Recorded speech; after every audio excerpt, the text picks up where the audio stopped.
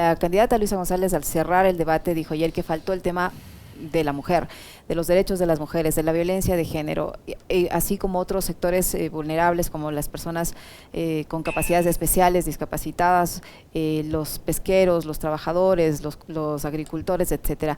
¿Qué opinión le merece el desarrollo del debate y la no inclusión de estos temas entre las preguntas que se les formularon a los dos aspirantes a la presidencia de la República? Buenos días, bienvenida. Buenos días, Licenia. Buenos días, Alexis. A ustedes, a su audiencia. Un gusto, como siempre, estar con ustedes y conversar de la coyuntura nacional. Me parece que estamos viviendo un momento trascendental. Estas elecciones que se vienen el 15 de octubre son una de las más importantes de nuestra historia por la crisis profunda en la que estamos sumidos los ecuatorianos y pues que todos conocemos, ¿no? Es multidimensional. El debate sin duda es una herramienta democrática trascendental y que elección a elección vemos que va cobrando mayor relevancia y tenemos que utilizar esa herramienta los ciudadanos, ¿no? Utilizar para informarnos adecuadamente, para interpelar adecuadamente a los candidatos que están frente a nosotros.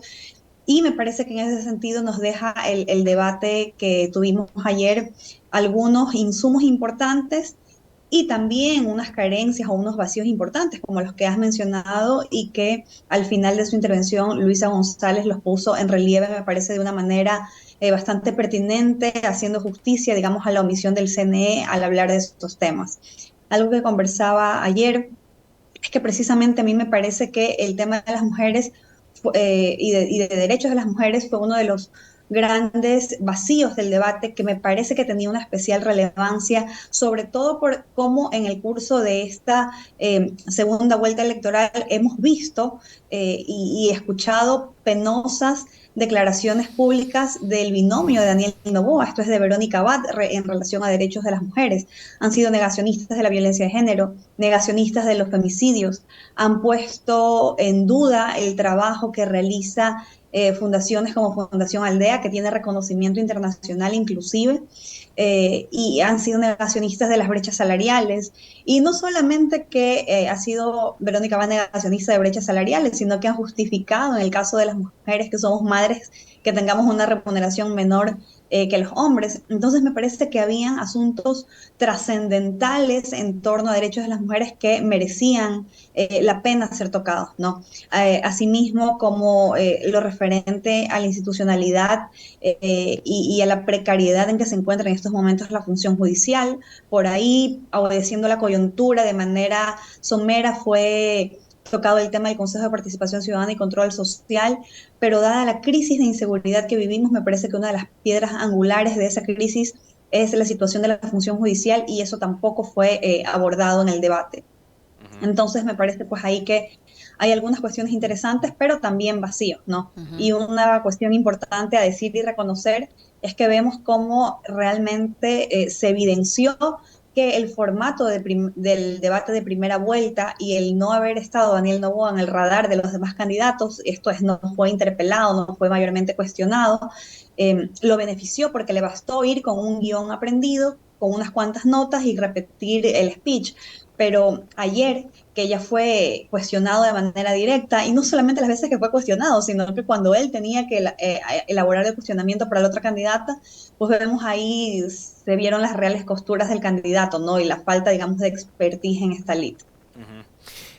En términos generales, más allá de las ausencias de estos temas que son tan importantes y que los solemos tratar con cierta regularidad, entre otras voceras con la doctora Soledad Angus, a quien tengo el gustazo de saludarle a la distancia, ¿cómo vio el performance de uno y otro? En términos generales, y si quiere, Soledad, ir desde la entrada de los dos candidatos, cómo llegaron, cómo lucieron, su puesta en escena, quiénes los acompañaron en general. A ver, a mí me parece que hay algunas cuestiones interesantes que nos deja ver el debate, ¿no? Y no solamente el debate, sino como dices, todo este escenario, toda esta puesta en escena que rodeó a los candidatos. Y en línea de lo que dije hace un momento ante la pregunta de Licenia, justamente una de las grandes ausentes fue Verónica Abad, ¿no? Con Ujú, quien Daniel Noboa ha tratado infructuosamente de marcar distancia. Sin ujú, embargo, está ahí, es su binomio y va a estar en su cara en la papeleta. podemos ver que por el lado de Luisa González, en cambio, ella sí llega con Andrés Arauz, con su binomio, es decir, hay una unidad del proyecto político, lo cual me parece que es una de las cosas más importantes en términos de garantizar la real consumación o la real ejecución de un verdadero proyecto político, ¿no? Que haya consonancia entre los binomios que formen, que tengan una misma formación política, una misma formación ideológica, sin perjuicio de que pueda haber diferencias evidentes en determinados aspectos de la política que suelen ser más complejos, como por ejemplo el tan mencionado tema de derechos sexuales y reproductivos. Sin embargo, hay, digamos, una piedra angular sobre la que se funda ese proyecto político en la que hay una consonancia entre los binomios. No así en el caso de Daniel Noboa y Verónica Abad, que es un binomio, digámoslo de manera coloquial, pegada con baba, ¿no? O sea, unas dos figuras políticas que se unieron únicamente de cara a estas elecciones donde posiblemente ambos ni siquiera consideraban que tenían reales expectativas de llegar a una segunda vuelta o mucho menos a Carondelet. Entonces ahí hay como primer elemento interesante esta distancia marcada con su binomio entre Daniel Noboa y Verónica Abad. Otra cuestión interesante a mí y a mi criterio es que yo considero que ninguno de los dos candidatos son grandes oradores. Eso hay que reconocerlo. Luisa González a mí tampoco me parece que sea una gran oradora, pero lo que sí pudimos ver en el debate es que dentro de esa carencia que pudieran tener los dos candidatos, lo que demostró Luisa González es tener mayor solvencia en el conocimiento de lo público, en el conocimiento de cómo funciona el Estado, en el conocimiento de cuáles son las necesidades. Al inicio del debate, y tal vez esto me parece que fue una de las cosas que le pudo dar mayor confianza a Luisa González, es que Daniel Noboa quiso hacerle una pregunta tal vez difícil, muy técnica respecto de el petróleo, y Luisa la contesta y contesta bien. Y luego Luisa le devuelve la pregunta de manera técnica en relación a la falta de vivienda y en cambio Daniel Noboa no supo los números, no supo contestar lo que Luisa González le estaba preguntando. Incluso cuando Daniel Noboa trató de llevar el debate más hacia los datos puramente técnicos, le fue mejor a Luisa. Y de hecho, Daniel Noboa, lo que a mí me parece es que en el curso del debate, lo que trató es de usar las ciertas muletillas de la campaña que siempre utiliza la oposición en contra de Revolución Ciudadana y que tal vez me parece a mí que en este punto ya están desgastadas. Desdolarización, Venezuela, Cuba, tabla de drogas. Pero a mí me parece que de hecho lo planteó tan mal que cuando le hacía estas preguntas, que le hacía las preguntas de manera tan abierta, le daba la oportunidad a Luisa de desmitificar precisamente, porque le pregunta cómo va a desdolarizar y ella se lanza un minuto de respuesta de cómo va a fortalecer la dolarización y de hecho haciéndole caer en cuenta en sus propias contradicciones e incoherencias a Daniel Noboa, como por ejemplo cuando se refirió a lo de la tabla de drogas. Si Daniel Noboa está, entre comillas, supuestamente tan en contra de la famosa tabla de drogas, ¿por qué como asambleísta no presentó ningún proyecto relacionado a ello? Entonces, Luisa supo aprovechar bien, digamos, esas preguntas que a mí me parece que fueron mal planteadas por Daniel Noboa, porque era muy evidente que le daba un espacio para que ella pueda explayarse explicando y posicionando su mensaje, ¿no? Entonces, a mí me parece que en términos generales le fue muchísimo mejor a Luisa González porque demostró, digamos, la mayor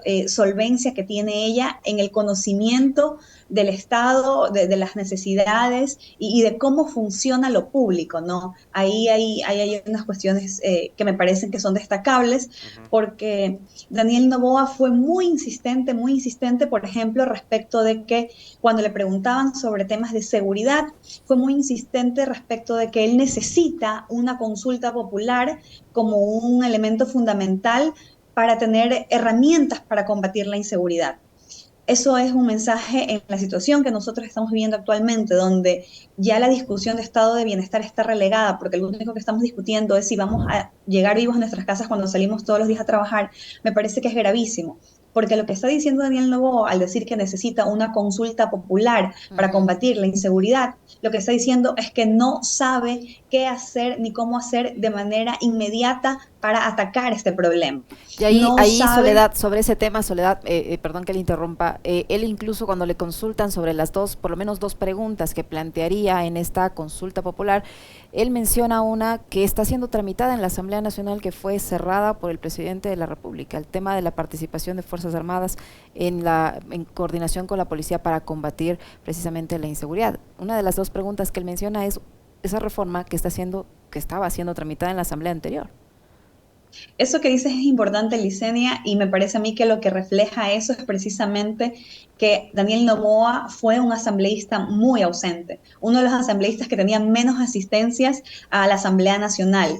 Y tal vez por eso no sabe cuáles son los trámites de ley que están actualmente en curso. Y efectivamente, eh, el presidente de la República quiso hacer una consulta directa, ahora hubiera venido esa pregunta, digamos, en la última consulta que tuvimos en febrero, pero esa pregunta no pasó porque tenía que ser, de acuerdo al trámite establecido en la Constitución, tenía que pasar primero por la Asamblea Nacional, donde existen unos determinados plazos para tratamiento de ese tipo de proyectos de ley. Entonces, para que pueda ir luego a la consulta. Entonces, efectivamente, el accionar de las Fuerzas Armadas es algo que ya fue propuesto por Guillermo Lasso y ya está siendo tramitado en la Asamblea Nacional, que si quedó estancado es porque vino esta muerte cruzada, ¿no? Que básicamente ha sido la renuncia más cara en la historia de nuestro país, porque bien pudo el señor haber o legítimamente sometido al juicio político o haber tomado la decisión de renunciar y hacer un traspaso político que permita un poco de soltura o una ilusión o esperanza al menos de cambio de rumbo en este país, pero lo que decidió es pues ganar tiempo, ganar unos meses más, someternos a todo este proceso electoral y a todo este debate para terminarse de ir en diciembre sin hacer absolutamente nada más de lo que había hecho y no hecho hasta mayo de 2023. Algo que también dice mucho es la forma y la actitud en la que se retiraron los dos candidatos. Luisa González, al salir, se detiene a hablar con la prensa, responde preguntas, luce muchísimo más relajada. Noboa habla durante 3-4 segundos, un mensaje corto y se retira, ¿no? Ese mensaje, ¿qué nos dice, doctora Soledad? Bueno, la apreciación que podría tener respecto de eso es que hubo un evidente sentimiento de derrota de Daniel Noboa versus una sensación más triunfal de Luisa González respecto del desarrollo del debate, ¿no? Hay un framing que puedo ver en ciertos medios hegemónicos que está tratando de instalarse y es de que el debate fue tan plano, tan aburrido que no tiene mayor efecto, por ahí críticas a la moderadora. Pero yo creo que la moderadora lo hizo bastante bien, fue muy respetuosa con los candidatos, a contrario censo de lo que pasó en el primer debate de la primera vuelta, la moderadora tal vez interpeló de una manera demasiado agresiva, subida de tono a los candidatos. Podríamos decir que tal vez había más candidatos y por eso era más difícil mantener el orden o el curso del debate, pudiera ser. Sin embargo, en este caso, la moderadora fue muy tranquila. Me parece a mí, inclusive, que si ella hubiera sido un poco más estricta, tuvo varias más oportunidades de haber interrumpido a Daniel Noboa y pedirle que retorne al tema de la pregunta o respuesta que estaba haciendo en ese momento.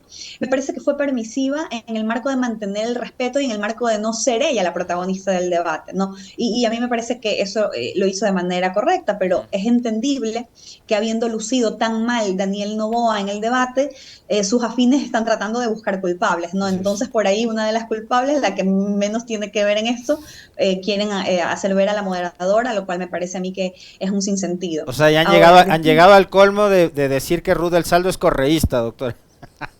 Y claro, y de hecho Ruth del Salto era una opción para moderar que preocupaba a los afines al correísmo, porque todo el mundo sabe cuál ha sido un poco la postura ideológica, política de Ruth del Salto. Pero desde el punto de vista de lo técnico, de lo profesional y de lo que hizo el día de ayer, a mí me parece que ella estuvo bastante bien. Sobre todo fue muy respetuosa y trató de que no se interrumpa el debate, es que lo que queríamos era eso, lo que queríamos era escuchar. De hecho, algo interesante es que, por ejemplo, en la primera en la primera vuelta electoral, uno de los puntos de discusión con la anterior moderadora era que interrumpía mucho y no los dejaba hablar. Pero ayer Ruth del Salto le decía a Daniel Noboa, oiga, pero todavía tiene 20 segundos, no quiere, todavía tiene 23 segundos, no quiere hablar. Y no, ya terminé. O sea, ella trataba de promover más bien el diálogo, trataba de sacarle algo más que posicione o que diga o que interpele de mejor manera, y él era el que ni siquiera quería usar su tiempo. Fuera de lo pausado que hablaba durante toda la intervención, que más bien lo que parecía era que digamos, no habían más ideas, ¿no? Me parece que resultó bastante evidente en este debate que le cuesta un poco a Daniel Noboa salirse del guión, ¿no? Cuando tenía que cuestionar algo más o responder algo que no estaba dentro de lo que se había aprendido o le habían dicho que tenía que decir, pues no daba ni para atrás ni para adelante, por decirlo de manera coloquial. Soledad, a mí otro tema que me quedó sonando es esta propuesta del candidato que no supo cómo sustentar, cómo la va a financiar. Esta propuesta del candidato sobre el tema de seguridad social, de una pensión mínima de $450 para los jubilados, cuando la gran mayoría de los jubilados de las empresas del Grupo Noboa, me refiero más sobre todo a los que trabajan en el tema de las bananeras, no llega ni a la mitad de los $450 que propone el candidato. Entonces allí, eso sumado a que su binomio a la vicepresidencia de la República sostiene y ha sostenido durante todo este tiempo de campaña expresamente que se debe desestatizar la seguridad social, que la seguridad social solo debería ser para quien la puede pagar, quien se puede pagar un seguro médico privado, y que a las personas que no tienen recursos debería dárseles vouchers. Entonces, ¿cómo entender esa posición, esa propuesta del candidato cuando su vicepresidenta dice lo contrario, y cuando en su propio conglomerado empresarial no se respetan ni los derechos laborales, ni las liquidaciones de los trabajadores, por ejemplo, de la empresa Transnavo, y cuando las jubilaciones de las personas que han trabajado en las bananeras no llegan ni a la mitad, o llegan a máximo la mitad de los $450 que propone como pensión jubilar mínima? A ver, eso está en la línea de lo que conversamos hace un momento, de que una de las grandes ausentes en el escenario ayer fue Verónica Abad, ¿no? Él, me parece a mí, que lo que estaba tratando de hacer es, sin mencionarla a ella, decir o mandar, digamos, unas ciertas pastillas que desdigan las declaraciones públicas que ella ha hecho. Recordemos que ellos han hablado en contra de la seguridad social, como has dicho, han hablado en contra de la jubilación, han hablado en contra de la salud pública, han hablado en contra de la educación gratuita, y a mí me parece que si algo le faltó, por ejemplo, a Luisa González en los momentos que a ella le tocaba interpelar al candidato, era precisamente traer a colación estos dichos en relación a estos temas y confrontar, o sea, confrontar a Daniel Noboa, ni siquiera con Luisa González, sino confrontar a Daniel Noboa con su binomio. ¿Qué es o quién está diciendo la verdad? ¿Cuál de los dos está mintiendo? Y ahí me parece que eso hubiera sido importante, poner en relieve esas contradicciones o esas incoherencias, ¿no? Pero a mí me parece que el no haber dicho cómo va a presupuestar eso, y bueno, aquí también quiero decir algo que a mí me parece que Luisa González pudo haber aprovechado mejor, y es el hecho precisamente de cuando se hablaba de cómo financiar proyectos, cómo inyectar recursos al Estado, una de las grandes cosas de las que no se habló en este debate es precisamente de las deudas que tiene el Grupo Noboa con el Estado, ¿no? Es de los grupos económicos que tiene las deudas más grandes con el Estado, ¿no? Por efectos tributarios. Doctora, entonces eso es algo. Se nos va terminando el tiempo, ya vamos cerrando. Le voy a pedir brevísima una reflexión sobre un tema que no quiero dejar escapar, y menos teniéndola usted para poder conversar sobre eso, porque el debate también se da en las redes, y el debate empezó antes de ayer a las 19 horas. Uno de los últimos productos de campaña de Luisa González es un video, un spot, en donde ella, que es una montubia, así se reconoce, ¿no? Chonera, manabita, de la costa, sale hablando desde el páramo, desde unos pajonales en el páramo. Y en el transcurso de ese video, muy lindo, muy vistoso, bien hecho, aparece una imagen muy llamativa, que es la de una mujer que porta un pañuelo verde. Entonces, hay un sector del feminismo que decía que Luisa no la representa, que Luisa no le está hablando a las mujeres, que Luisa no está militando en las causas del feminismo, etcétera, etcétera. Han puesto 10,000 veces la foto de Luisa con el pañuelo celeste. Aparece esta foto en el spot de campaña de Luisa González e igual le han dado palo a la candidata, pero quienes le han dado palo han sido mujeres. ¿Cómo hay que entender esta crítica a ratos, si se quiere, un poco desmedida? Hay quienes catalogan esto como de como de una suerte de extremismo en la militancia que provoca la postura con respecto, por ejemplo, al tema del aborto. Pero ¿cómo entender que haya mujeres que sean las más críticas justamente con la única candidata mujer que ha llegado a unas instancias de segunda vuelta, que podría ser además la primera presidenta del Ecuador elegida democráticamente en las urnas? A ver, ahí Alexis, yo te voy a dar una respuesta que es desde mi experiencia vital, tanto personal como profesional, y también como militante, no de ningún partido político, sino de los movimientos de mujeres del país, y es que las críticas firmes y duras de las organizaciones de mujeres son necesarias porque son las que hacen modular posturas a los candidatos y a las personas que están en el poder. Lo que sí debemos reconocer, a mí me parece, es cuando esas críticas vienen de manera legítima de las mujeres que están militando por los derechos de las mujeres en las organizaciones sociales no partidistas, y cuando viene de determinadas voceras que sabemos que lastimosamente han vendido sus vocerías precisamente a determinados intereses y se han alineado a determinados actores políticos. Recordemos el famoso "él ya cambió y yo también". Entonces a mí me parece que las legítimas críticas de las organizaciones de mujeres son necesarias porque son esas las que hacen moldear las posturas muchas veces extremistas y radicales de los candidatos, pero lo que hay que reconocer es eso, ¿no? De dónde vienen y de qué forma vienen. Ahora, respecto de que ese pañuelo haya aparecido, a mí me parece que es un acierto. ¿Por qué? Porque primero no se lo pone Luisa González, sino otra mujer. Es decir, Luisa González no está apropiándose ella de esa lucha, porque eso sería tal vez incoherente con ella misma, con sus principios, con lo que ella cree y con lo que ella ha dicho. Pero lo que sí evidencia es algo que a mí me parece que es una de las riquezas de la candidatura de Luisa González, y es que ella no representa un personaje o un actor político que simplemente tuvo el recurso económico para comprar un partido y comprar una candidatura. Ella viene de un proyecto político que tiene años de acción política en el país y que es completamente heterogéneo. En Revolución Ciudadana conviven posiciones como la de Luisa González, como la de Jairén Noriega, como la de Gisela Garzón, como la de Ana Herrera, que son probadas feministas, ¿no? Y que se han jugado en sus posiciones por los derechos de las mujeres, como la propia Paola Pavón, que hoy por hoy está prestando servicios de salud sexual y reproductiva a través de los WARMIs allá, ¿cómo se llama? Perdón, se me fue el nombre. Pichincha y Pichincha Humana. En Pichincha Humana, y lo que está haciendo Marcela Guiñaga, que está hoy por hoy poniendo las casas de cuidado en la provincia. Entonces hay políticas valiosísimas, y recordemos que también que Marcela Guiñaga fue en el 2019 quien presidió la Comisión de Justicia que emitió el informe favorable para que la Asamblea despenalice aborto por violación, donde la mayor votación a favor fue precisamente la bancada de Revolución Ciudadana, ¿no? La mayoría de votos salió de esa bancada.